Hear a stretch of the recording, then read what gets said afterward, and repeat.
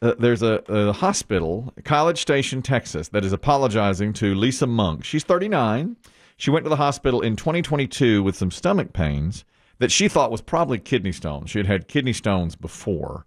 They did some tests, and they did see 2 kidney stones, but they also, during the test, said, you've got a mass on your spleen we need to take a look at. So they went to work. Now, she's a teacher, and she and her family, she's a wife with 3 kids, and so she went to 3 different pathology labs, and and all came back and said, we're not sure what this mass is. The 4th lab says, we hate to tell you, but you have a rare and terminal form of cancer. Terminal. Now, are they doing all kinds of? Are they doing all the scans and screen tests first? She went through a ton of testing. No surgery at this point. Not yet, but they said you have a mass on your spleen. You have a rare and terminal form of cancer. The cancer was not only of the spleen, but the lining of some of her organs and the blood. Do we know if that would show up in a blood test that you have? Did not. Type of cancer? I don't think it did in hers, but they said pathology reports finally revealed. Here's what it is. Is that blood or biopsy, right? Yeah, they put a needle in there. Probably biopsy. Pull out some of it. Yeah. So anyway, they said 15 months to live. Okay, get your affairs in order. Get your affairs in order. Oh my God! And then, and of course, her children were devastated. Her husband was devastated. Yeah. So they said to this woman, Lisa Monk, they were like, "We can treat this with an advanced, aggressive chemotherapy, but 15 months, unless a miracle." So she goes through several months of chemotherapy. She loses her hair. She says her skin takes on a gray, silvery look. Drugs. It's terrible. It's terrible. She said, very dark time. I started writing goodbye letters to my children, to my future grandchildren. I started writing letters, all of those things. So she went through several rounds of chemo, then went back to her doctor, and the doctor said, you don't have cancer after all. I have some wonderful news. This is great news.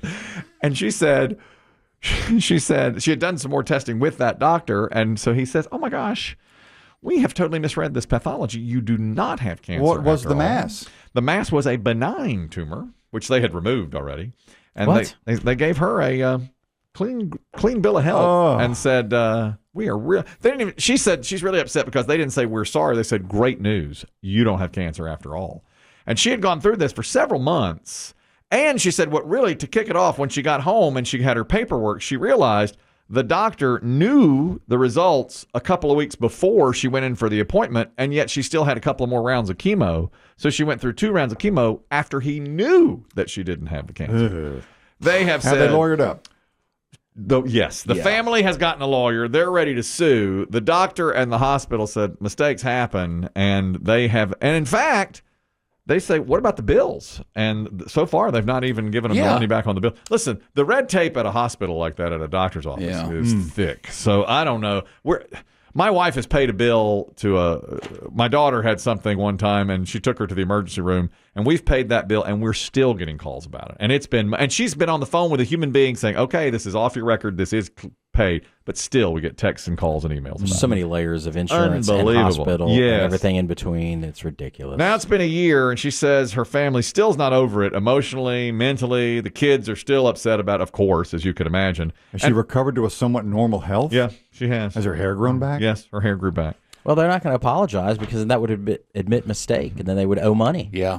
But it is a mistake, though. I mean, they made the mistake. Well, they're not going to say. Is it a misdiagnosis? I mean, is that... I guess that's what it would be. Now, that's one for our lawyer up on Friday. Yeah. We're going to see what our attorney has to say about that. But that's why they dress it up as great news. Because it's that they don't want to admit the mistakes. Yeah, Instead, they're like, put spin on it. oh my God, this is a miracle. You don't have cancer. Right. Well, they can say they're sorry with their checkbook. But, of course, she says that the chemotherapy made her sick, which, of course, it did. They put poison into her body. And they're going to come back and say, yeah, but you used the medicine. You took it.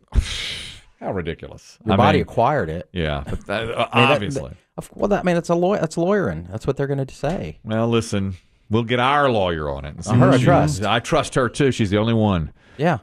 She's not the only one. There are some good lawyers out there, but she is really good, and she'll tell us what we think here. But this is a really, I mean, when I read that, it's like, oh my God, that's about as bad as it gets.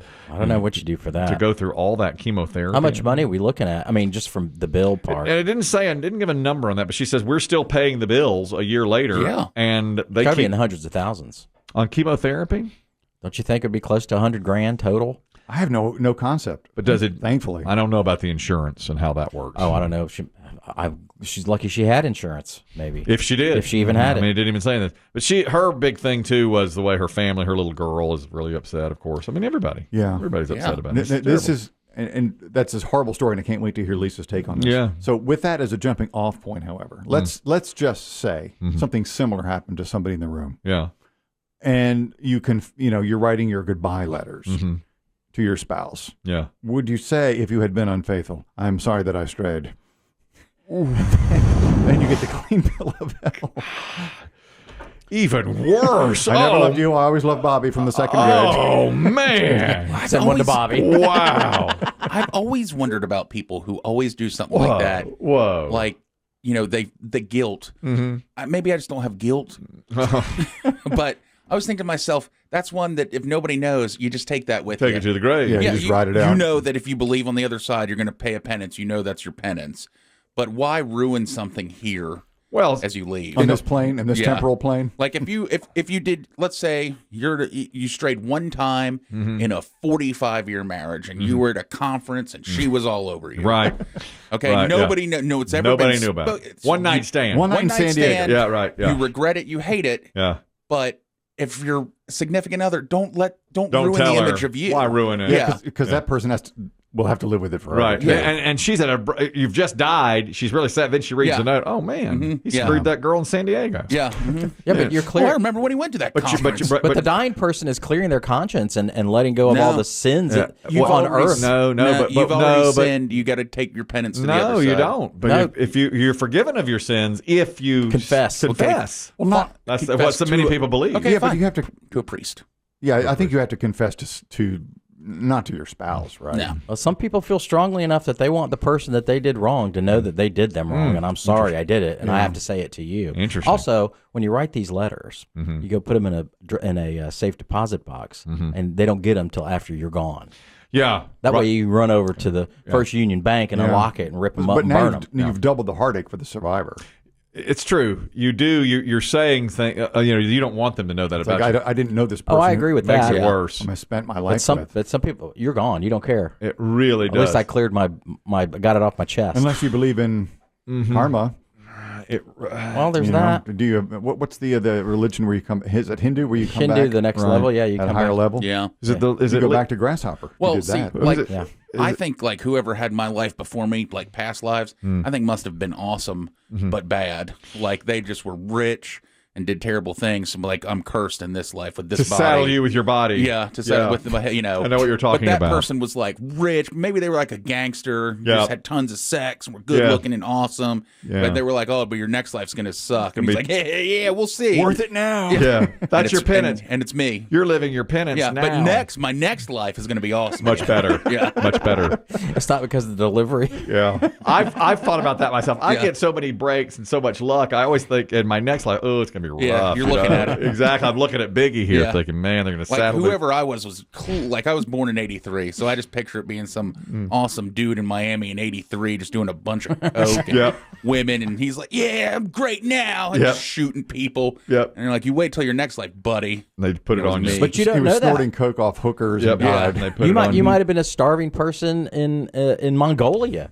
True. 100 years ago, Biggie. No. And now, no, he's right. No, he's a terrible. It goes awesome, then bad. Then bad. Yeah. You have to pay the price. But today's point, if he was starving in another life, now he's eating everything. Now he's eating now everything. It's the opposite. Now it's the opposite of it. Now you're on the good end. Now he can't lose weight. Was it Liam Neeson who did the confession at the? You're talking about confessing all your sins, and he told that story on a podcast to the loud priest. To the loud priest. The last confession I ever went to, officially a confessional, and I think I wasn't 16. I was 15. I don't know. I was still boxing.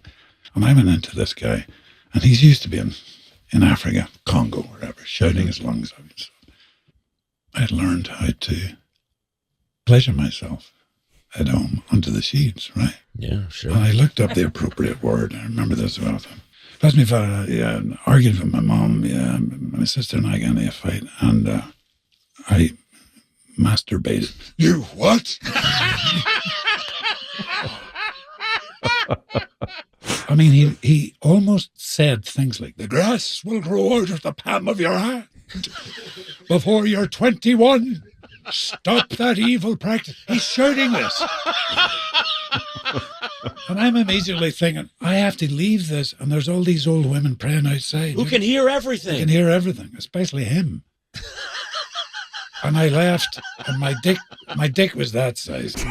Chris Demm confirmed they do hear what they're saying outside. If it's a loudmouth priest. It's generally very hushed, as you could tell. Confirmation. That's confirmation. And the confirmation, at least in our church, was always in the back. Mm-hmm. And so you had to wait your turn in the back rows. Yeah. Because that's where all the little confessionals were. Get a loud priest, man. It's rough over there. Here's another... Leading up to that, that's a very good ASMR by It's really good. Oh, yeah. That'll put you to sleep. That's the kind of stuff you like. Yeah. That's right. Good stuff. Here's some health report. I just got a new toothbrush. Okay, I'm not a hero. I got a new toothbrush. Yeah. Okay, I got it. Yeah. Americans skip brushing their teeth 5 times a week. New report. 92% of Americans skip brushing their teeth at least once a week, and many as much as 5 times a week skip brushing their teeth. Now, what is that? What is the average brush? They say you're supposed twice a day, morning and night, twice a day, and so that would be over the course of a week. What is that? 14 brushings, and the average American gets about 11, and some go as low as 9. I would assume that it means you just skip the bedtime normally, right? Yeah, probably. Like you're just like you get in bed and for I forgot I'm not getting back out of bed. Maybe that, or you grab breakfast and run out the door before you. Can, Oh, maybe. Worst oral health care. West Virginia. Yes. I bet we can do this. Mississippi. Yeah. Alabama. Kentucky. And Louisiana. That's the top 5. We did it. It wasn't difficult. It's not that challenging. In fairness, Louisiana and Arkansas tied. Hey! Good old Arkansas. Arkansas moved in and tied with Louisiana. There was a woman, I had mentioned that I had that new toothbrush. I got the one that, the electric, that spins. It's an Oral-B. I'm not a hero. Fine. I bought it for myself. It's all right. And a P1 listener Did you pay says, full freight? I went ahead. I paid. Now, they have some of them are $200. Yes. Oh, yeah. Couldn't believe it. Yeah, the Sonic Cares, they have levels. I mean, I've got one that was, I think, 120, but you can get them up to $250. How often are you supposed to change the That's a good question. But Dave, you might know that. I buy extras. Yeah, mine came with 3, but they have a pack of 10 right You can buy a pack of 10 for probably $20. Oh, I thought it was more than, I think it's something like 50. It's more. For just the heads? I think it's 50 for the heads. Oh, maybe it is. I haven't bought them in years. How often? Heads are extra. Yeah, heads extra. I bought a bunch of them 3 years ago. I don't remember how much they were. I've got hair growing out of my teeth. What? The grass. It's growing out of your gums, man. My God. Do you know what gingivitis is? Well, a P1 listener says, my husband, and she says that your toothbrush story reminded me of this. He has one of those electric toothbrushes, and the worst thing he does, I'm happily married, but the worst thing he does is he will forcefully gag himself while brushing his teeth every night in order to hock up some phlegm. He says he's got to get rid of his phlegm, so he puts the toothbrush way on the back of the to trigger the gag reflex? She says it's shockingly loud, and I'm in the bathroom next to him, and he's every Never even ever thought of that. No. Make you vomit. I mean, brushing your tongue's one thing, but God, shoving it back there. We've all hawked up a loogie, but it's only when necessary. And not forcibly. She says he forcibly does it because he wants to get rid of that phlegm every single night before he goes, and he spits it in the sink. Where else are you going to spit it? Yeah, you have to. Toilet. Disgusting. I find, dumping things in the toilet like that, I'd rather just do it in the sink and wash it down. The toilet makes it worse to me. Just let the water run for a bit. Yeah. God. And wash it. I've never heard of anybody doing that. I'm trying to literally look up phlegm. No.